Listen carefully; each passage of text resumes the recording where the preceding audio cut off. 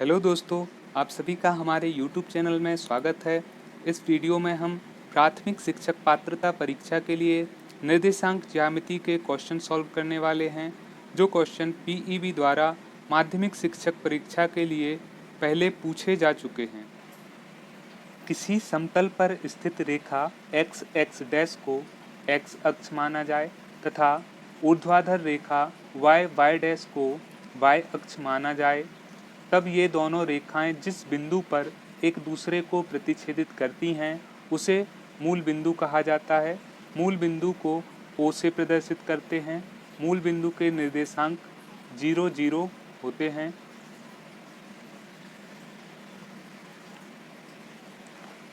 यहाँ OX तथा OY धनात्मक दिशाएं हैं तथा OX डैश तथा OY डैश ऋणात्मक दिशाएं हैं। एक्स अक्ष तथा वाई अक्ष समतल को 4 बराबर भागों में बांट देते हैं। प्रत्येक भाग को चतुर्थांश कहा जाता है। OX से एंटी क्लॉकवाइज या घड़ी की उल्टी दिशा में इन चतुर्थांशों का नाम दिया जाता है। चतुर्थांश पहला, दूसरा चतुर्थांश, तीसरा और चौथा चतुर्थांश। किसी बिंदु के निर्देशांक लिखते समय पहले x का मान लिखा जाता है, उसके पश्चात y का मान लिखा जाता है। x के मान को यहाँ भुज कहा जाता है, भुज या भुजांग कहा जाता है x के मान को। y के मान को कोटि कहा जाता है। तो पहले चतुर्थांश में x और y दोनों के मान धनात्मक होते हैं। दूसरे चतुर्थांश में x का मान ऋणात्मक होता है तथा y का मान धनात्मक होता है। तीसरे चतुर्थांश में x का मान ऋणात्मक होता है और y का मान भी ऋणात्मक होता है। चौथे चतुर्थांश में x का मान धनात्मक होता है, y का मान ऋणात्मक होता है। एक बिंदु P जिसके निर्देशांक 7, 4 है, वह किस चतुर्थांश में स्थित होगा? यहाँ x की वैल्यू 7 है और y की वैल्यू 4 है। ये दोनों रेखाएं जिस बिंदु पर एक दूसरे को प्रतिच्छेदित करेंगी वह बिंदु P की स्थिति को प्रदर्शित करता है। बिंदु Q जिसके निर्देशांक 5, 3 हैं, वह किस चतुर्थांश में स्थित होगा? x का मान -5 है और y का मान -3 है। -5 और -3 की ये रेखाएं जिस बिंदु पर एक दूसरे को प्रतिच्छेदित करेंगी वह Q के लिए प्रदर्शित करेगा। प्रश्न में पूछा गया है Q किस चतुर्थांश में होगा। यहाँ x की वैल्यू ऋणात्मक है और y की वैल्यू धनात्मक है। तो x ऋणात्मक और y धनात्मक दूसरे चतुर्थांश में होता है, इसलिए बिंदु Q दूसरे चतुर्थांश में होगा। बिंदु P किस चतुर्थांश में स्थित होगा? तो बिंदु P x और y दोनों के मान धनात्मक हैं। यहाँ x का मान भी धनात्मक है और y का मान भी धनात्मक है, इसलिए बिंदु P पहले चतुर्थांश में स्थित होगा। मूल बिंदु के निर्देशांक 0 0 होते हैं। यहाँ x का मान भी 0 होता है और y का मान भी 0 होता है। x अक्ष पर y का मान 0 होता है। जैसे बिंदु A जिसके निर्देशांक 6, 0 हैं, वह x अक्ष पर स्थित होगा। यदि y का मान 0 है तो वह बिंदु x अक्ष पर स्थित होता है। इसी तरह y अक्ष पर x का मान 0 होता है। एक बिंदु B जिसके निर्देशांक 0, 9 है, वह y अक्ष पर स्थित होता है। बिंदु R जिसके निर्देशांक -6, -3 हैं, किस चतुर्थांश में स्थित होगा? यहाँ x का मान ऋणात्मक है और y का मान भी ऋणात्मक है। यह कंडीशन तीसरे चतुर्थांश में बनती है। तो बिंदु R तीसरे चतुर्थांश में स्थित होगा। बिंदु S जिसके निर्देशांक 3, -7 है, किस चतुर्थांश में स्थित होगा? तो x का मान धनात्मक है और y का मान ऋणात्मक है। यह कंडीशन चौथे चतुर्थांश में होती है, इसलिए S बिंदु चौथे चतुर्थांश में स्थित होगा। इसके बाद हम PEB द्वारा पूछे गए क्वेश्चंस की बात करते हैं।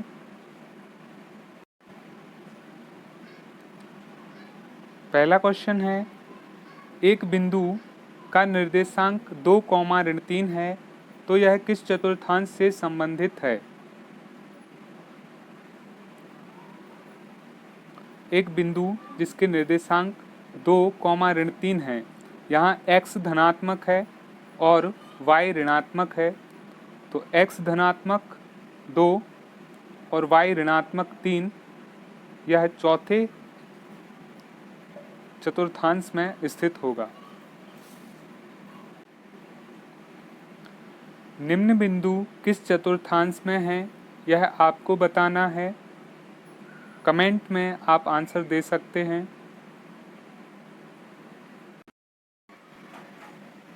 y अक्ष पर सभी बिंदुओं के कोटि अंक हैं 0, 2, 1।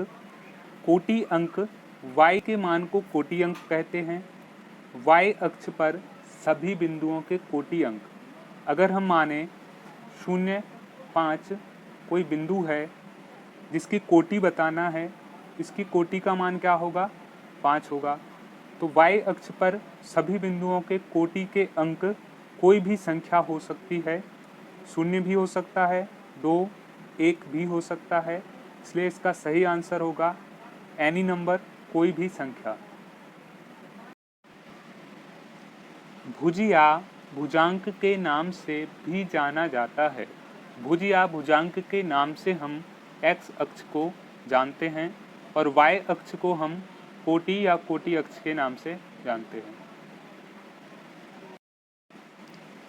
y अक्ष से एक बिंदु की लंबवत दूरी 4 इकाई है तो बिंदु है।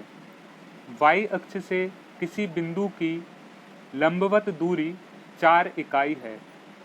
4 या तो धनात्मक होगा या ऋणात्मक होगा और यह x अक्ष पर स्थित होगा, इसलिए इसका आंसर होगा x निर्देशांक 4 या ऋण 4।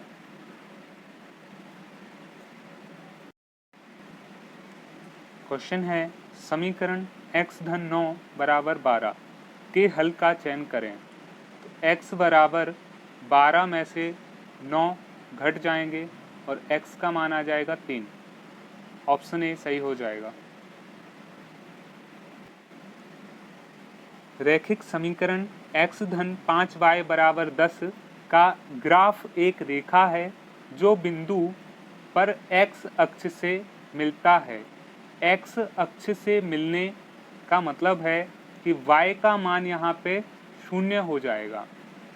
जब y का मान 0 होगा तब वह रेखा x अक्ष पर किसी बिंदु पर होगी।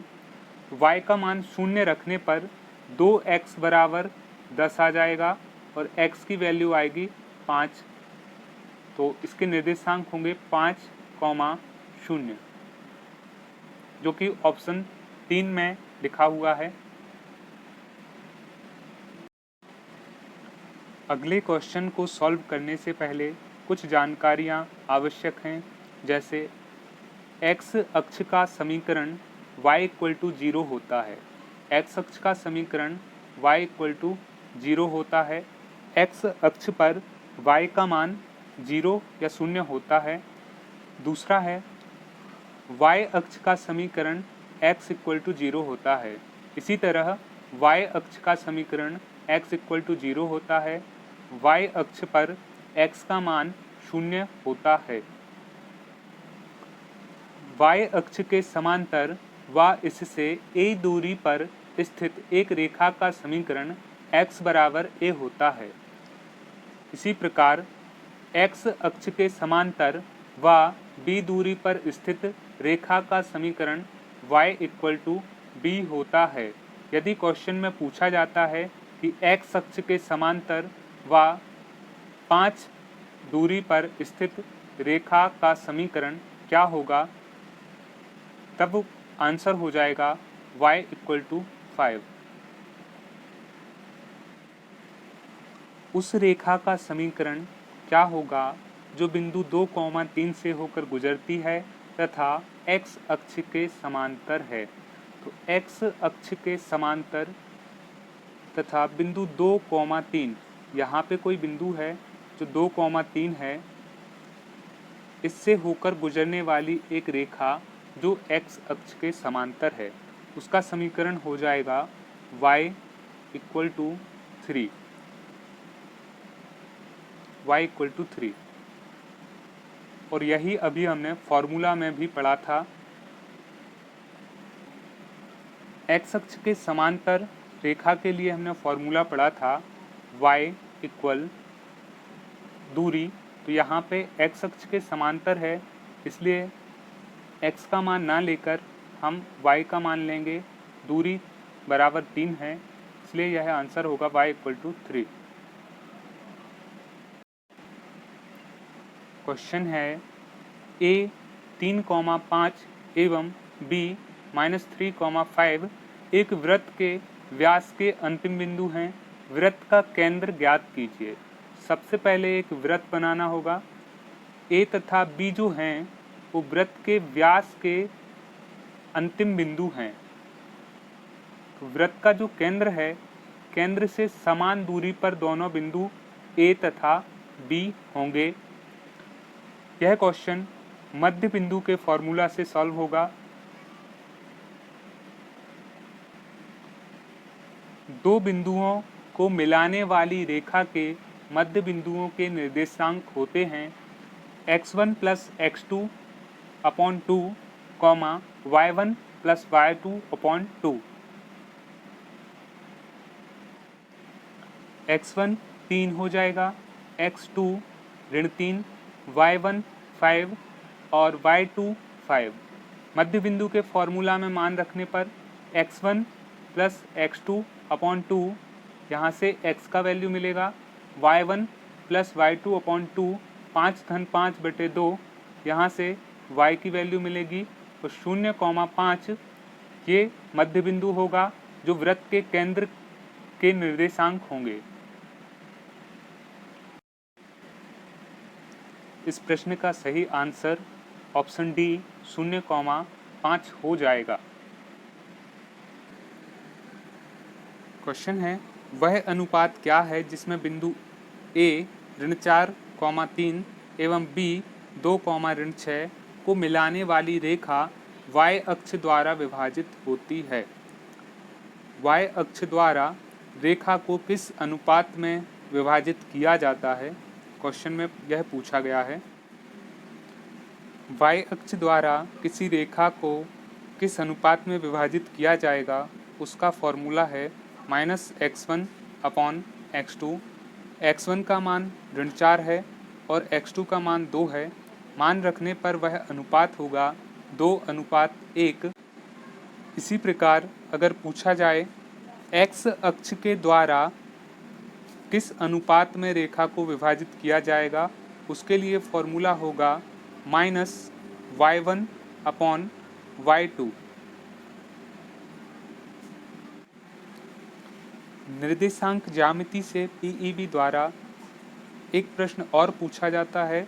दो बिंदुओं के बीच की दूरी निकालने के लिए, दो बिंदुओं के बीच की दूरी ज्ञात करने के लिए फॉर्मूला होता है d बराबर √x2 माइनस x1 का square plus y2 minus y1 का स्क्वायर या √x1 माइनस x2 का square plus y1 minus y2 का स्क्वायर।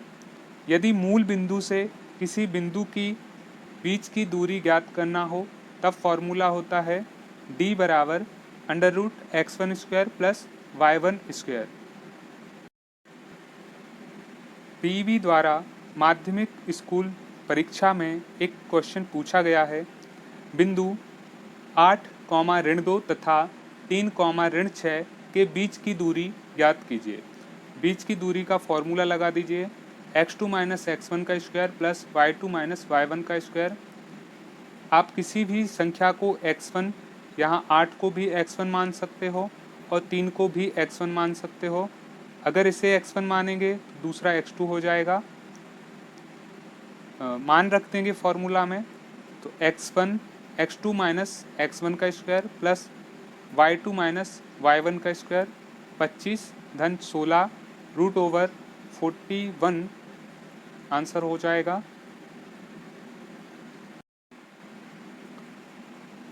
निर्देशांक ज्यामिति के ये सारे क्वेश्चन पीईबी द्वारा माध्यमिक शिक्षक परीक्षा में पूछे गए थे, जो प्राथमिक शिक्षक परीक्षा के लिए बहुत इम्पोर्टेंट हैं।